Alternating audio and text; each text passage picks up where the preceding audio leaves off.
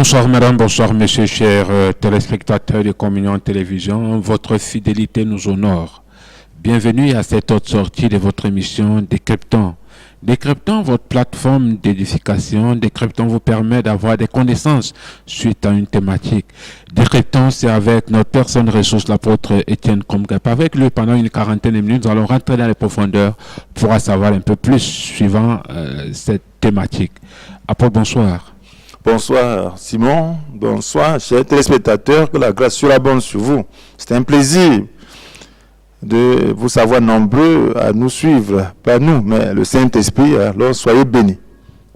Apôtre, comment vous allez? Par la grâce de Dieu, je vais très bien. Un nouveau jour s'est levé et devant le petit écran une fois de plus. Oui, c'est ça la vie. Comme disait quelqu'un, il y a un ami qui s'amusait à le dire à Kadadia Sopena. C'est-à-dire qu'à chaque jour suffit sa peine. C'est-à-dire qu'à chaque jour on évolue avec le temps et on se rend compte que la journée est finie. C'est ça. Alors c'est comme ça que les années viennent. Oui. Et c'est comme ça également que nous découvrons chaque jour les thématiques qui peuvent apporter un plus dans notre vie. C'est ça? Bien sûr, nous vivons pour atteindre cet objectif. En réalité, nous sommes de passage. Pour le chrétien, ce n'est pas une surprise. Oui. Mais pour celui qui ne croit pas, c'est une surprise de voir la vie s'en aller. Mais pour le chrétien, c'est que c'est l'aboutissement heureux alors qu'il attend. Donc c'est ça. Oh oui, voilà, en fait, pour les chrétiens, d'accord. Ok, ce soir, nous parlons de comment revêtir Christ. Et tout de suite, je m'en vais vous poser la première question de savoir de quel revêtement faites-vous allusion ici? Voilà, la Bible utilise des images. Oui. Donc, voilà, c'est une image. Lorsqu'on parle de revêtir le Christ, déjà, revêtir une personne, Christ est une personne. Oui. Donc, il est une personne spirituelle. Donc, lorsqu'on parle de revêtir le Christ, il est donc question de laisser le Christ paraître. Oui. Alors, parce que le chrétien, est celui-là qui suit le Christ. Donc, voilà, c'est un disciple. Oui. Donc, il doit suivre l'exemple du maître. Alors, comme ce n'est pas possible par ses propres moyens, donc c'est pas la foi, donc c'est l'action de la foi, donc le Saint-Esprit agit, donc pour que le Christ se manifeste. Donc, il doit revêtir le Christ par la foi, donc il doit parvenir à ce que le Christ soit visible à travers ses actes. Oui. Donc, voilà, dans le but du chrétien. Donc voilà, c'est une image pour dire que on doit voir Christ à travers les actions que nous menons, à travers notre vie de tous les jours. Oui. Mais comme c'est une approche de foi, donc cela permet donc par la foi d'avoir les capacités nécessaires pour pouvoir manifester le Christ. D'accord, pour avoir les capacités nécessaires afin de manifester Christ. Mais maintenant, y a-t-il un rapport entre revêtir Christ et le connaître? Bien sûr, il y a un rapport. Parce que la connaissance de Christ elle est progressive, donc elle n'est jamais complète. Donc nous devons avoir la pleine connaissance de Christ. Donc c'est une manière de connaître Christ dans une certaine dimension. Oui. Donc il y a la connaissance initiale qui nous permet d'être unis à lui. Oui. Donc il y a cette connaissance qui doit grandir pour que ses œuvres se manifestent au travers de nous. Oui. Donc parce que nous connaissons en partie. Donc Christ est la vérité, et cette vérité nous la connaissons partiellement. Donc revêtir le Christ demande donc que nous puissions grandir dans notre connaissance de lui. Parce que mieux nous le connaissons, mieux nous le manifestons. Le connaître en réalité, c'est le laisser vivre. Donc le connaître, c'est être comme lui. Donc lorsqu'on le connaît, on est semblable à lui. Donc plus on le connaît, parce que la Bible dit, nous tous qui le visons à découvert, contemplons comme dans un miroir la gloire du Seigneur. Nous sommes transformés en son image dans une gloire dont l'éclat ne cesse de grandir. Donc lorsqu'on le regarde, on se transforme. Donc lorsqu'on le connaît, on est transformé en son image. D'accord. Ok, lorsqu'on le connaît, on est transformé à son image. Mais maintenant, qui doit se revêtir de Jésus-Christ? Voilà, donc s'il y a deux niveaux du revêtement, il y a quelqu'un celui-là qui ne connaît pas encore le Christ. Oui. Donc il doit d'abord le connaître. Et alors ensuite se revêtir de lui. Mais celui qui le connaît doit se revêtir aussi de lui. Et même celui qui se revêt de lui doit s'assurer que ce vêtement est renouvelé, ce vêtement connaît son éclat. Oui. Et donc il doit se revêtir entièrement. Parce qu'on peut être partiellement revêtu de lui. Oui. Donc alors cela interpelle tout un chacun. Oui. Donc celui-là qui ne connaît pas le Christ et celui qui le connaît. Quel que soit le degré de sa connaissance, on a besoin de se revêtir toujours de lui. D'accord, on a besoin de se revêtir. Mais vous pensez-vous qu'il y a un moment ou un temps propice pour le faire? Bon, tous les jours, tout le temps. Bon, lorsque vous écoutez le message, lorsque vous en êtes conscient, c'est le moment propice. Oui. Donc, voilà, c'est le moment propice lorsque vous en êtes conscient. Oui. Parce que c'est une vie de foi. Donc, lorsque nous avons la foi, la foi repose sur la vérité. Et tout le temps que nous avons la connaissance de la vérité, donc nous devons donc nous revêtir de lui. Oui. Voilà, vous savez que le cheminement, c'est pas comme un chevet qui tombe dans la soupe. Maintenant, quel est le cheminement à suivre pour ceux qui veulent se revêtir? Voilà, c'est simple et aussi compliqué. Oui. Parce que ce sont les choses spirituelles. Mais là, ça fait deux choses l'une, simple et compliqué. Bien sûr, c'est comme ça. Donc, c'est compliqué pour l'intelligence humaine naturelle. Oui. Bon, maintenant, pour celui-là qui se soumet à l'Esprit de Dieu, ce n'est pas aussi compliqué que cela. Oui. Donc, vous voyez dans Éphésiens chapitre 4, verset 22, alors on parle du renouvellement de la pensée. Il dit cela consiste à vous débarrasser de votre ancienne manière de vivre. C'est de l'homme que vous étiez autrefois. Donc, il y a une ancienne manière de vivre. Oui. Alors avant de croire, il y a une manière de vivre. Donc on se livrait à toutes sortes de désirs et de plaisirs. Oui. Donc on ne regarde, on n'avait pas de règles. Sauf que peut-être ça ne nous plaît pas. Ou peut-être ça peut nous causer du tort. Oui. Donc voilà, donc tant qu'on ne se sentait pas menacé par rapport à un comportement, donc on le faisait. Donc maintenant, cela consiste à vous débarrasser de votre ancienne manière de vivre. Oui. C'est de l'homme que vous étiez autrefois. Que les désirs trompeurs mènent à la ruine. Donc ces désirs-là sont vraiment trompeurs. Oui. Nous voyons le cas d'Adam et Ève. Donc le désir de manger le fruit défendu était trompeur. Oui. Parce qu'en réalité, le but, le résultat n'était pas ce qui était escompté. Oui. Donc ils ont été trompés. Donc le diable met en nous des désirs trompeurs. Oui. Voilà, donc. Alors, nous, dans les désirs trompeurs mènent à la ruine. Donc, et faire quoi? Donc, à revêtir l'homme nouveau, créé conformément à la pensée de Dieu. Donc, il dit maintenant à être transformé par le changement de ce qui oriente vos pensées, votre pensée. Donc, être transformé. Donc, la pensée, le comportement vient de la pensée. Être orienté par le changement. Donc, on doit changer la manière de penser. Donc, par le changement de ce qui oriente votre pensée. Donc, et puis, donc, à revêtir l'homme nouveau. Oui. Créé conformément à la pensée de Dieu. Donc l'homme nouveau là, c'est Christ. Donc c'est lui qui est créé conformément à la pensée de Dieu. Donc la vie de Christ est celle-là à laquelle nous sommes destinés. Donc tel que Christ a vécu, donc c'est celle-là. Donc c'est ça la pensée de Dieu. La pensée de Dieu, ce n'était pas le mal. La pensée de Dieu, ce n'était pas la haine. La pensée de Dieu, ce n'était pas le désordre. Dans la pensée de Dieu, donc c'était la vie de Christ, l'amour. Dans ce qui est bien, le bonheur des autres, l'amour du prochain, l'amour de Dieu. Donc nous revêtir de Christ, donc revêtir l'homme nouveau, donc créer conformément à la pensée de Dieu pour mener la vie juste et sainte que produit la vérité. Donc voilà, il est question donc de mener la vie juste et sainte que produit la vérité. Donc la vérité à l'origine, c'est la vérité qui permet donc de se débarrasser de l'ancienne manière de vivre, de la connaître même, de connaître qu'est-ce qui était mauvais dans cette manière de vivre. C'est la vérité qui permet donc d'avoir une nouvelle pensée, d'avoir une nouvelle orientation de pensée. Donc la vérité nous permet donc de pouvoir réformer notre vie et avoir une manière, avoir d'autres objectifs. D'accord. Donc l'objectif, c'est la parole de Dieu. Oui, mais comment ça se passe alors? Ou bien il y a des personnes habilitées à le faire, parce que pour révertir Christ, vous conviendrez avec moi que quelqu'un ne peut pas se lever un beau matin et dire à présent je revers Christ. Comment ça se passe? Voilà, donc c'est simple. Ça se passe dans la connaissance du Christ, de soi-même. Donc, il faut se connaître. Donc la Bible nous dit que nous sommes tripartites, nous sommes un esprit, nous sommes une âme, nous sommes un corps. C'est ce que nous dit 1 Thessaloniciens chapitre 5 verset 23. Donc voilà que le Dieu de paix vous rende lui-même entièrement saint, donc, et qu'il vous garde parfaitement, esprit et corps, que vous soyez irréprochables. Donc lors de la venue de notre Seigneur Jésus-Christ. Donc, il parle de l'esprit, donc on doit être sanctifié au niveau de l'esprit, de l'âme et du corps.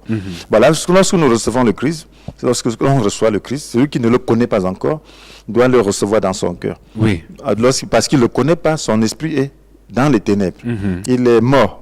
Et en ce temps-là, c'est son âme qui gouverne. Donc, ce sont ces désirs trompeurs dont nous parlions tout à l'heure qui le gouvernent. Donc, parce que ça le gouverne. Donc, il va au gré de ses désirs. Donc, on dit qu'il y a un grand musicien qui est venu. Il court seulement. Donc, il a une passion pour ça. Donc, il voit une jeune fille. Il a une passion pour elle. Donc, il voit ceci. Donc, voilà. C'est vivre. Ce sont des désirs trompeurs. Parce qu'au bout du compte, il voit que ce qui n'a pas vraiment été satisfait comme il pensait. Donc, il est plutôt déçu. Donc, il faut donc... Celui-là est gouverné par ses désirs. Donc il faut un changement, un renversement de situation. Il faut donc que le Christ vienne dans sa vie, qu'il introduise le Christ, puis devienne un avec le Christ, en le recevant dans sa vie, en disant je te reçois, désormais je veux que tu gouvernes ma vie. En ce temps-là, il naît de nouveau comme nous le disons. Donc son esprit doit prendre les commandes. Avant, c'est son âme qui prenait les commandes. Donc son esprit devient éveillé. À partir de ce moment-là, il doit travailler pour que son esprit donc gouverne son corps. Oui. Mais tel que vous êtes en train d'expliquer, là, j'ai comme impression que c'est un travail qui peut être fait dans une chambre. C'est-à-dire que du genre, tu es chez toi, tu dis que bon, voilà, maintenant, ainsi de suite, ainsi de suite. Bien sûr, le Seigneur se trouve dans le lieu secret. Donc on peut le faire pendant que nous parlons là, celui qui est devant son écran.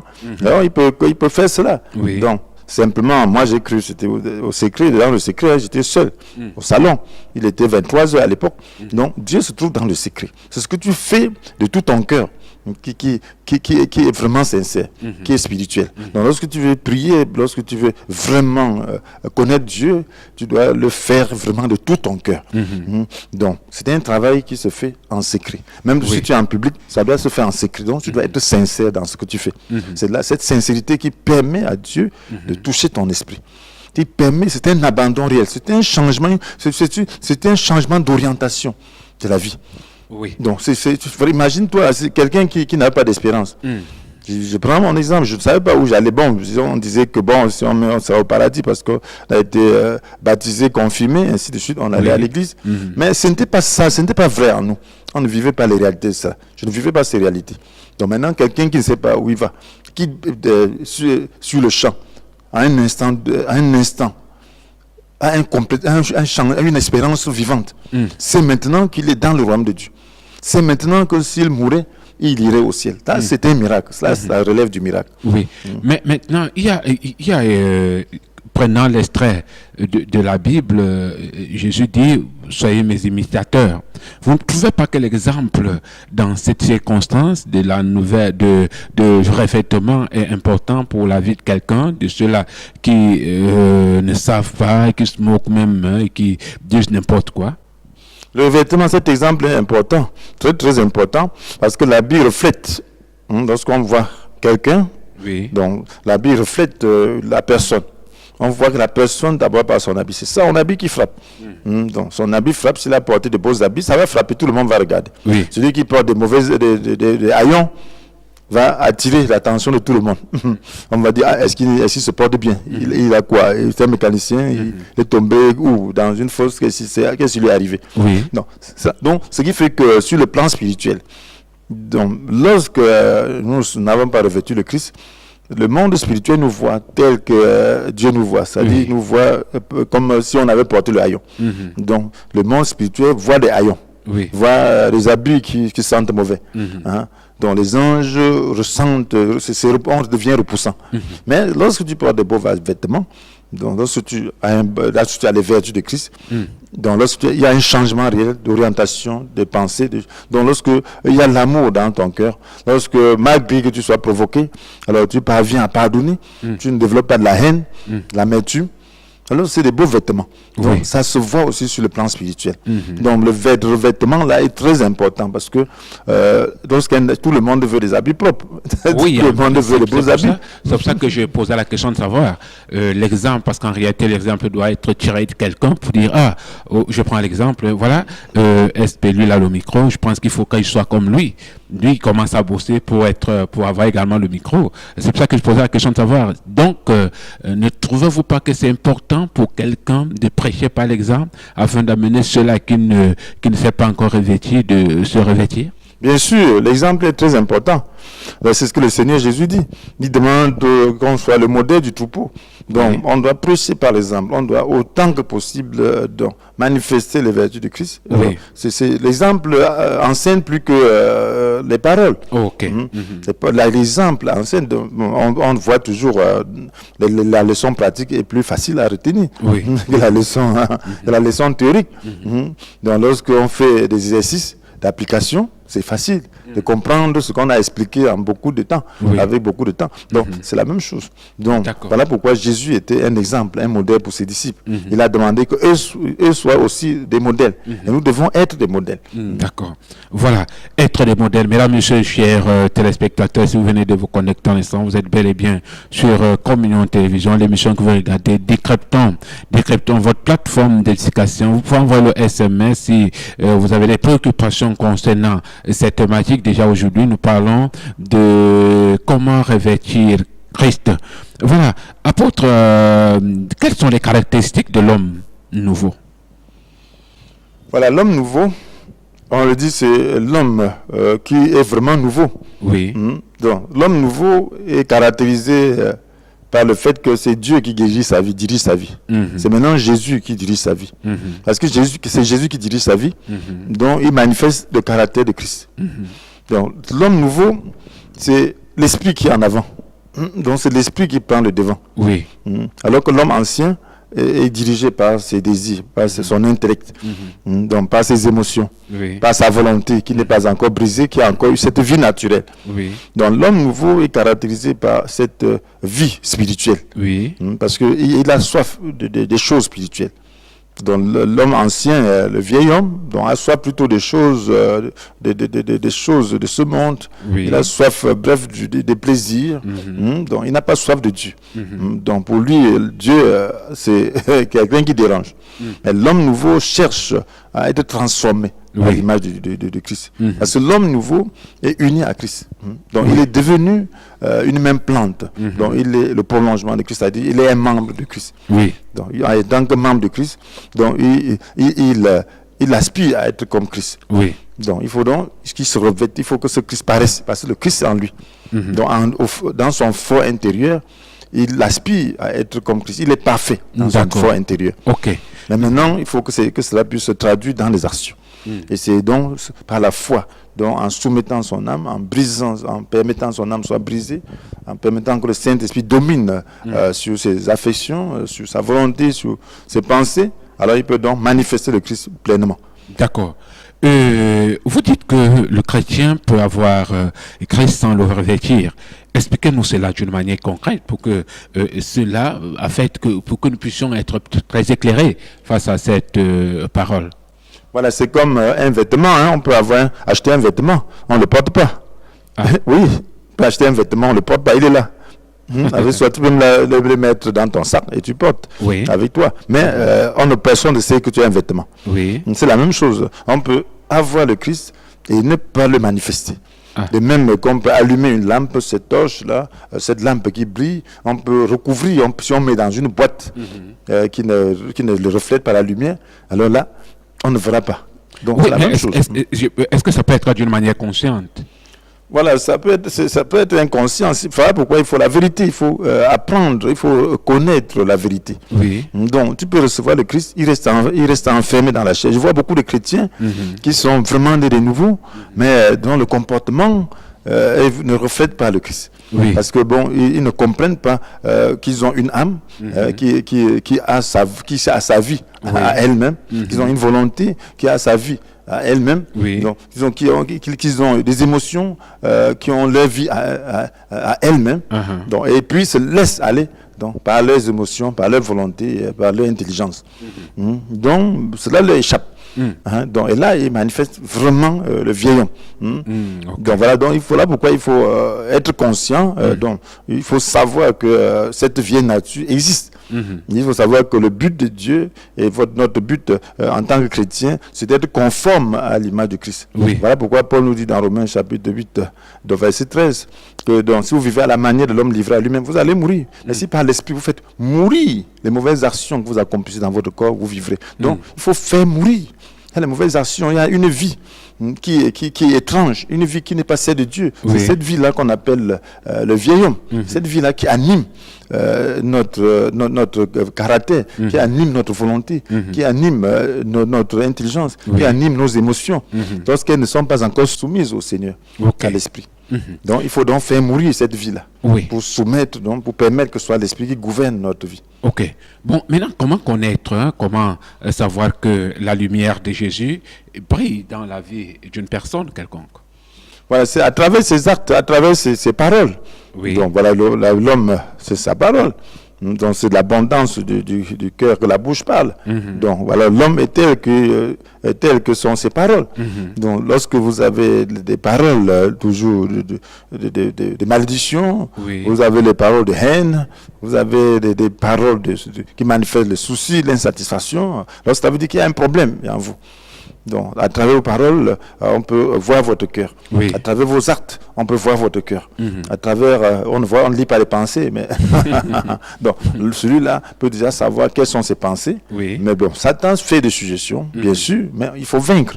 Il faut reconnaître que voilà, ces pensées-là ne viennent pas de moi, je ne les veux pas, et combattre. Donc, lorsque tu as vraiment le Christ, tu dois détester le mal. D'accord. Tu dois détester le mal que le diable cherche à t'imposer. Ok. Bon, voilà, maintenant, de quoi sommes-nous formés? Parce que quand vous parlez là, le revêtement, ainsi de suite, j'ai comme impression qu'il y a une nette différence au niveau de la formation. Mais de quoi l'homme est-il formé? Voilà, l'homme est tripartite. Donc il y a le vêtement, il y a le corps qui peut porter le vêtement donc, visible, matériel. Il y a l'âme qui doit se revêtir spirituellement. Donc il y a l'esprit qui est uni à Christ. Donc l'esprit est parfait. Parce que Dieu ne peut pas s'unir à l'imperfection. Donc l'un homme né de nouveau est uni à Christ. Il est parfait. Dieu le voit parfait à l'intérieur. Parce que le Christ l'a baptisé à l'intérieur. On parle de baptême de la régénération. Donc il est baptisé, le Saint-Esprit vient. Donc lorsqu'un homme accepte de s'identifier à Christ dans sa mort et dans sa résurrection, donc s'il accepte que je veux être délivré du péché, je veux résister au péché jusqu'à la mort si nécessaire, lorsqu'il accepte de se livrer ainsi à Christ, alors Dieu compte ça comme justice. Alors la mort de Christ devient la sienne. La vie de Christ devient la sienne. Donc la résurrection de Christ devient la sienne. Donc il est déjà mort pour le péché. Dieu compte que lui, il est frappé pour ses péchés. Une fois pour toutes. Dieu compte que ses malédictions ont été déjà portées. Parce qu'il s'est identifié à la croix. Dieu prend donc cet homme par le Saint-Esprit et lui fait passer par cette expérience spirituelle. Donc devant Dieu désormais, il est parfait. Voilà pourquoi il est uni à Christ. Dieu le voit uni. Donc lorsque Dieu le regarde, il voit son Fils. Il le voit caché en Christ. Et là, il est parfait devant le Christ. Maintenant, il faut que cela se manifeste. Se traduise dans les actes. D'accord. Maintenant, quel est l'effet que doit causer la vie de Dieu en nous, en une personne, bien évidemment? Bien, cet effet, c'est de nous transformer. Donc, à l'intérieur, dont on a déjà la paix avec le Seigneur, on obtient son pardon. Maintenant, il faut une transformation. Parce que l'homme peut se leurrer par rapport à sa nature. Donc, il va voir, comme Paul disait, quand il veut faire le bien, c'est le mal. Donc, c'est le mal qui se trouve en moi. Donc, le mal se trouve encore dans son âme. La perfection, c'est dans son esprit. Donc, maintenant, le problème, c'est de gagner son âme. Il faut que cette âme soit déjà séparée de l'esprit. Parce que jadis, avant qu'il ne connaisse le Christ, cette âme était déjà associée à l'esprit. Parce que l'esprit était mort. Donc c'est son âme qui vivait. Et son esprit suivait son âme. Maintenant, il faut que soit l'âme qui suive l'esprit. Donc c'est le travail inverse maintenant. Et c'est ça le travail. Donc il faut donc prendre conscience de cela. Il faut donc faire mourir les mauvais désirs qui ne correspondent pas au désir de Dieu. Donc il faut détruire la vie indépendante de l'âme. Parce que la vie indépendante de l'âme, c'est ce qu'on appelle la chair. Donc l'âme se manifeste par sa propre vie. Si elle se manifeste par sa propre vie, elle va aller contre la volonté de Dieu. D'accord. Ok. Mais maintenant,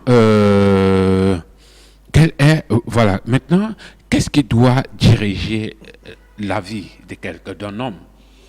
Voilà, c'est le Saint-Esprit. Le Saint-Esprit, à travers la parole de Dieu, doit diriger la vie d'un homme. Le Seigneur dit, laissez le Saint-Esprit diriger votre vie. Vous n'accomplirez pas le désir qui anime l'homme livré à lui-même. Donc ça, c'est Galates chapitre 5, je crois, verset 16, 17, ainsi de suite. Non? Voilà, de laisser le Saint-Esprit. Le Saint-Esprit, donc, veut diriger. C'est son travail.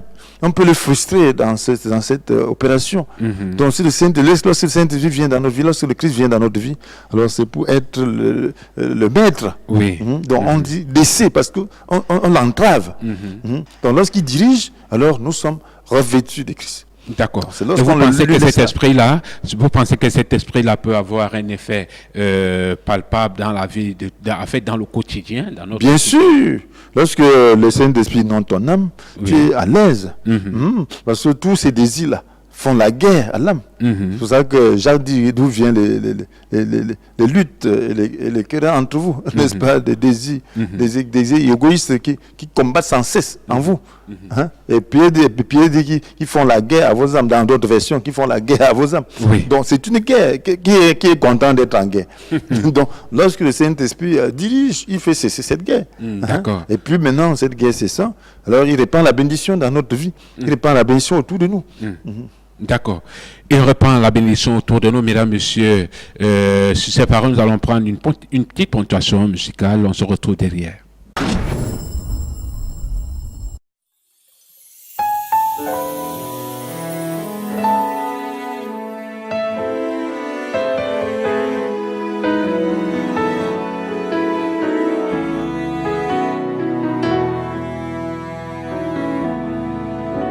Jésus est le nom qui sauve. Jésus est le nom qui sauve. La vérité, le chemin à suivre. Son exemple m'a saisi. Jésus est le nom qui sauve. Son nom seul est source de guérison. Il est mon souffle et mon oxygène, la lumière de ma vie.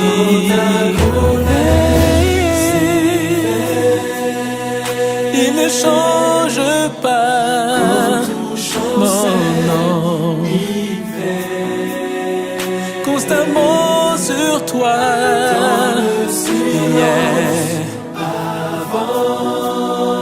Fais preuve de foi. Il est le nom qui sauve.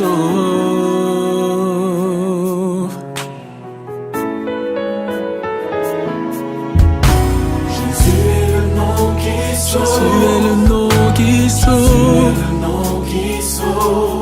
La vérité, le chemin à suivre.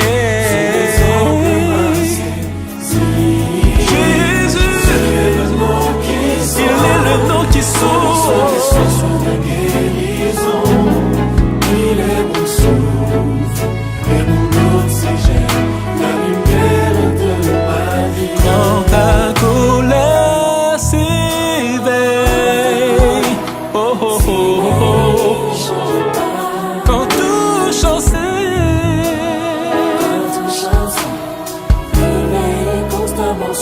dans le silence avance.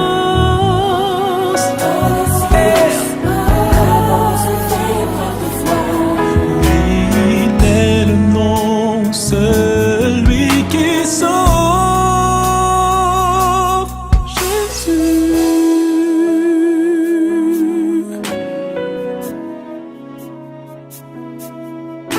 Parle-lui. Oui, parle-lui.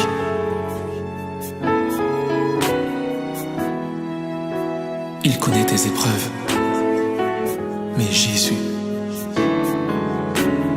oui, Jésus peut te relever. Quand ta colère s'éveille,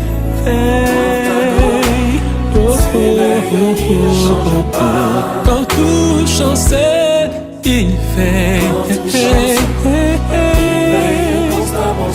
Dans le silence avance.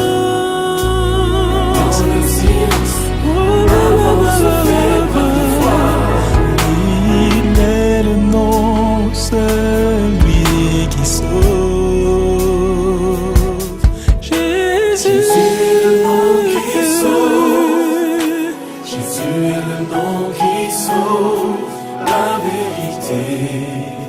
chemin à suivre, son exemple m'a saisi. Il est celui qui sauve, son nom seul source de guérison. Il est mon souffle et mon oxygène, la lumière de ma vie. Jésus.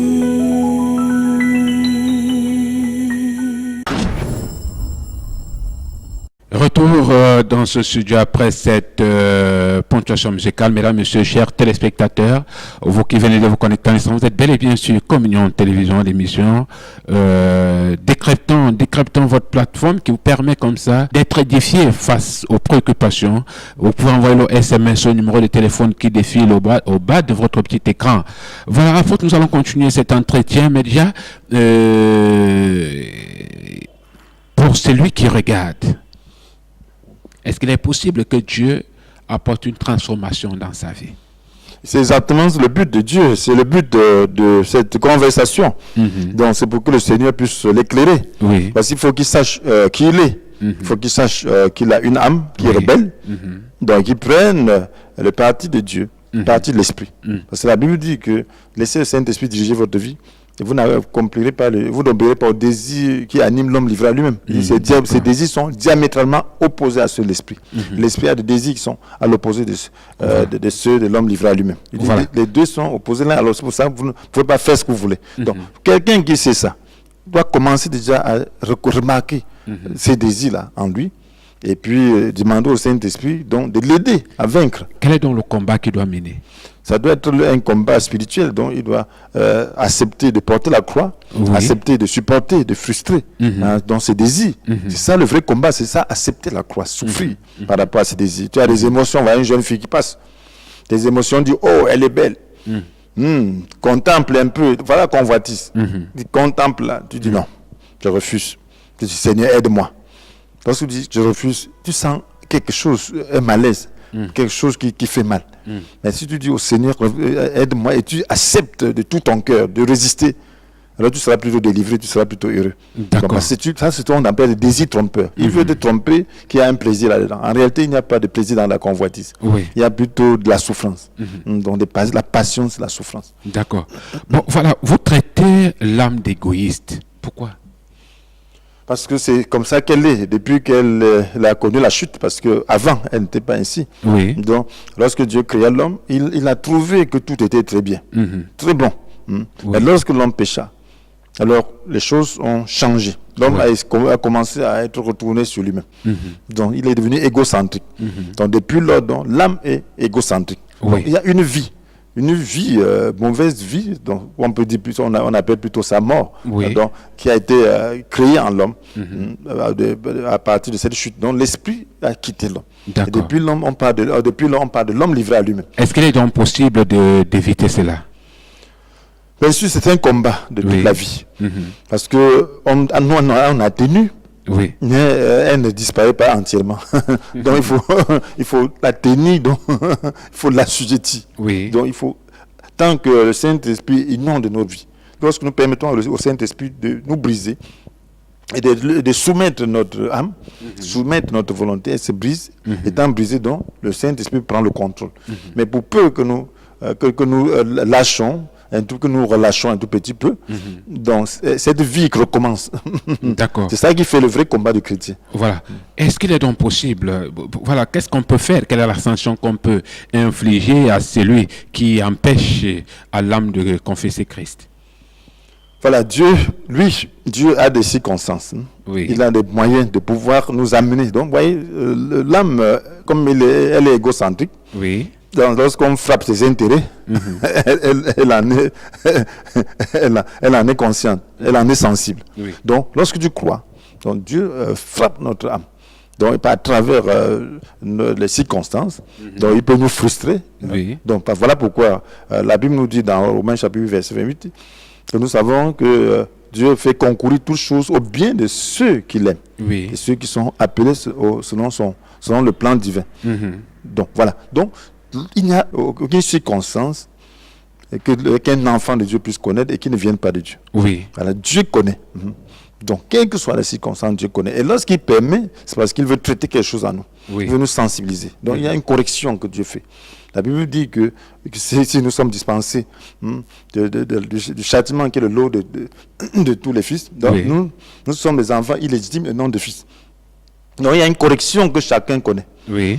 Alors, chacun doit donc prendre conscience de cela. Et Dieu utilise tout ça pour nous briser et soumettre notre âme, soumettre cette partie de nous Oui. qui est échappée au contrôle de l'esprit. Donc, et nous, lorsque nous sommes touchés, alors nous faisons des efforts pour pouvoir soumettre, de pouvoir changer. Et c'est là que le Saint-Esprit travaille et prend possession de cette partie. Ok. Ok. Bon, maintenant, à quel moment quelqu'un peut être considéré comme étant un pharisien? Voilà, un pharisien, c'est celui qui il étudie la parole de Dieu seulement du point de vue intellectuel. Oui.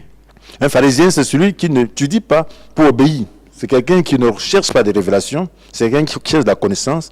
Et la Bible dit que la connaissance rend orgueilleux. Oui. Tu lis seulement pour avoir la connaissance, seulement pour enseigner les autres ou pour paraître, pour montrer que tu connais. Alors là, tu deviens un pharisien parce que tu vas imposer des choses aux autres que toi-même tu ne vis pas. Tu ne sais même pas de vivre. C'est ce que Jésus reprochait aux pharisiens.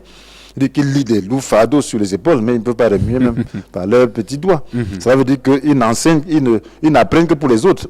Et là, on dit qu'ils faisaient toutes leurs œuvres simplement pour montrer aux hommes. Là, on est pharisien. Mais maintenant, il y a ce qu'on appelle la parole esprit et vie.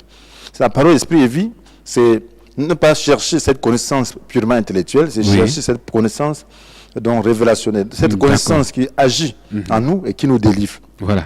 Et pour ceux qui veulent s'édifier, qu'est-ce qu'ils peuvent utiliser? Lorsqu'on veut s'édifier, il faut avoir déjà un but. Oui. Il faut savoir que on s'édifie pour être transformé en l'image du Christ.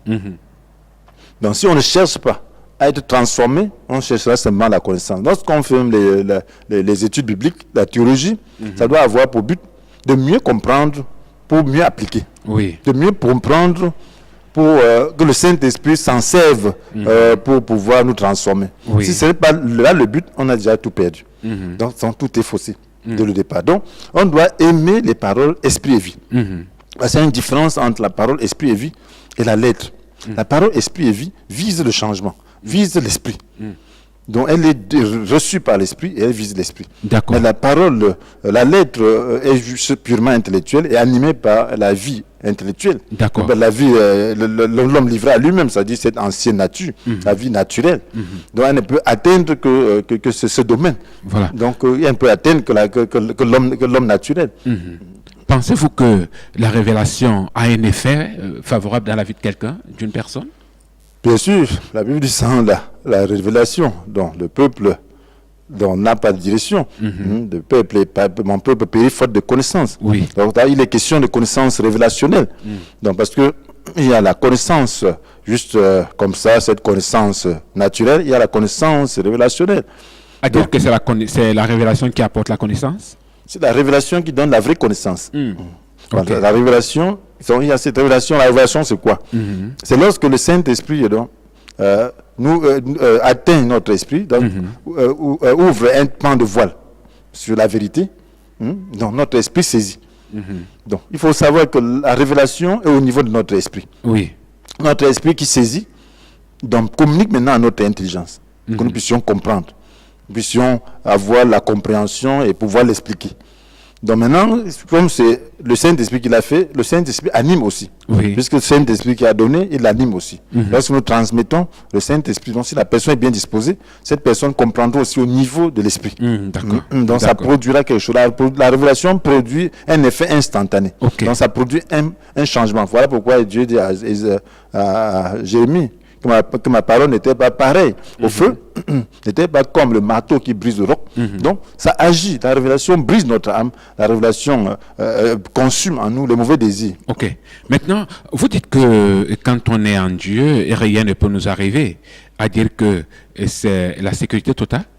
Bon, on ne dit pas que rien ne peut nous arriver. Ça veut dire que si les choses nous arrivent, c'est que Dieu l'a permis. Ah, ok. Donc, si Dieu l'a permis, il faut savoir pourquoi il l'a permis. Il faut chercher plutôt la cause. Donc, il ne permet pas pour rien. C'est comme un enfant qui est à la maison. Donc tu peux demander, va taper cet enfant, parce que il a fait du mal, arrêtez-le. Bon. Dans ta maison, rien ne peut se passer sur ton enfant sans que tu le permettes. Donc c'est un peu ça. Mais à un moment donné, nous pouvons souffrir. Souffrir. D'une manière. Bien sûr, la souffrance fait partie de la vie du chrétien, puisque nous ne sommes pas parfaits dans l'obéissance. Oui. Donc, c'est comme un enfant. Un enfant qui grandit sans se faire chicoter, c'est difficile. Ici en Afrique. Parce que le mal qui est attaché à lui, la Bible nous dit que le bâton de la correction l'en délivre. Donc, voilà, c'est la même chose. Dieu dit qu'il corrige, qu'il châtie tous ceux qu'il connaît pour ses fils. Donc, voilà. Donc, tout le monde, tout chrétien, donc, connaît des frustrations. Donc, Christ a tout fait. Nous sommes bénis. Il n'y a pas de malédiction dans la vie d'un chrétien. Maintenant, si quelque chose t'arrive, ce n'est pas la malédiction. C'est Dieu qui t'a frappé. Demande-lui pourquoi il t'a frappé. Si tu regardes en toi, tu vas voir qu'il veut briser quelque chose en toi. Okay. Peut-être il y a une obstination. Peut-être il y a une volonté obstinée en toi, une pensée qui n'était pas noble, et donc qui t'obstine. Dans des émotions, des passions. Donc il t'oblige de tapoter, de dire non, arrête ça. Donc, et là, si tu comprends, alors tu changeras. Comment peut-on gérer une souffrance? Alors pour gérer la souffrance, il faut prier. C'est important de prier, renoncer. Donc renoncer à cette chose. La souffrance, c'est quoi? Il y a des frustrations qui nous font souffrir. Par exemple, un échec n'est pas toujours l'effet du diable ou de la malédiction. Donc ça fait souffrir. Donc qu'est-ce qu'il faut faire? Il faut prier. Il faut renoncer. Il ne faut pas s'y attacher. Donc lorsque tu attaches, alors là, ça devient une idole. Donc Dieu ne veut pas d'idole dans notre vie. Il ne veut pas qu'il y ait un autre Dieu. Donc il veut qu'on l'aime de tout son cœur, de toute son âme, de toute sa pensée. Donc lorsque nous sommes attachés démesurément à quelque chose, alors il est obligé de frapper. Lorsqu'il a frappé, nous devons nous détacher, nous devons accepter, souffrir à ce sens affectif et prier que nous en délivre. Et là, son bâton va s'éloigner de nous. D'accord. Ok. Maintenant, vous parlant de l'histoire de Jacob, dans le livre de Genèse chapitre 25, verset 23, la révélation qui sort dit ceci: l'un sera plus fort que l'autre. À ce niveau, est-ce qu'il y a des efforts à fournir quand on sait que tel sera plus fort que moi? Voilà, nous voyons comment il est parvenu à être plus fort. Oui. Donc Ésaü était l'aîné. Donc Dieu dit à Rebecca, c'est le mère, que l'aîné sera assujetti au cadet. Donc, imaginez-vous cette situation. Mais qu'est-ce qui s'est passé? Jacob a beaucoup souffert, plus qu'Ésaü, pratiquement, lorsqu'on regarde leur vie. Ésaü a mené une vie, on peut dire, plus paisible que celle de Jacob. Donc, voilà, Ésaü s'est marié. Lorsque Jacob n'était pas encore marié, il avait déjà 2 femmes. Et imagine-toi donc, quelqu'un qui a enduit le célibat pendant longtemps. L'autre se marie facilement, parce qu'il pouvait épouser n'importe qui. Il a épousé les femmes du pays, de Canaan, que ses parents abhorraient et que Dieu ne voulait même pas. Parce que, alors Dieu voulait faire un peuple donc, qui puisse le représenter. Donc Ésaü n'était pas qualifié pour cela. Donc c'est quelqu'un qui était livré à ses sens affectifs. C'est quelqu'un qui ne pouvait pas endurer. Mais Jacob a enduré, il a supporté d'aller plutôt dans sa famille maternelle, trouver une femme. Donc c'est ça qui caractérise. Donc il arrive, donc on ne sait pas s'il avait la dot, on ne veut pas quand même l'envoyer sans la dot, mais sûrement ça a été à la charoute. Il arrive les mains nues, mais on lui demande de traverser 7 ans. Donc il a 7 ans pour avoir une femme. Oui, mais dans ce parcours-là, quand on essaie un peu d'observer, dans ce parcours-là, on se rend compte qu'en réalité, il y avait une promesse au départ. Bien sûr. Donc c'est pour cela que la main de Dieu était avec lui. Donc c'est même pas parce que tu es enfant de Dieu que tout va bien. Donc Dieu te discipline. Il est en train de t'amener quelque part. Et lorsque tu coopères avec lui, alors son dessein glorieux s'accomplit pour toi. C'est pas parce que tu souffres que tu vas dire que je suis maudit. Non, Dieu est en train de travailler. Dieu a vu en Jacob, parce que Dieu, on parle de la préscience de Dieu. Parce que si on peut parler, parce qu'il y a un problème de prédestination. Je ne crois pas que Dieu a prédestiné certains pour le mal et d'autres pour le bien. Non, Dieu voit, il peut savoir que tu seras comme ça. Mais parce que c'est lui le créateur. Bien sûr, mais il t'a pas créé comme ça. Mais il met en chacun la capacité qu'il veut, non? C'est même pas ça. Chacun a la capacité nécessaire. Oui, parce que chacun peut lui demander la grâce de manifester ce qui est bon. Donc c'est maintenant chacun a une volonté libre. Et c'est à ce niveau de cette volonté qu'il y a problème. Donc celui tout le monde est pécheur. Donc, et c'est certains, ce qui fait la différence, c'est que certains font recours à Dieu pour pouvoir vaincre leurs péchés. Et d'autres s'attachent à leurs péchés et refusent. Regarde Esaü, il dit que moi j'aime les femmes, je veux, quand je veux me marier, je ne veux pas le conseil de quelqu'un. Je trouve une femme, je l'épouse. Oui. Mais Jacob dit non, je peux supporter. Une forme des parents disent ceci. Et ça fait mal. Ça fait mal. Il a supporté. Donc, c'est ça que Dieu a aimé en lui. Donc, il a vu en lui quelqu'un qui veut supporter. Mais un autre ne veut pas. Ce n'est pas parce qu'il n'a pas la capacité, c'est parce qu'il ne veut pas. C'est sa volonté. Cette volonté-là, il anime. C'est comme le diable. Il décide que moi, je vais faire plutôt comme ça. Donc, Dieu voit ça. Si Dieu ne voit pas d'avance, ça veut dire qu'il n'est plus Dieu.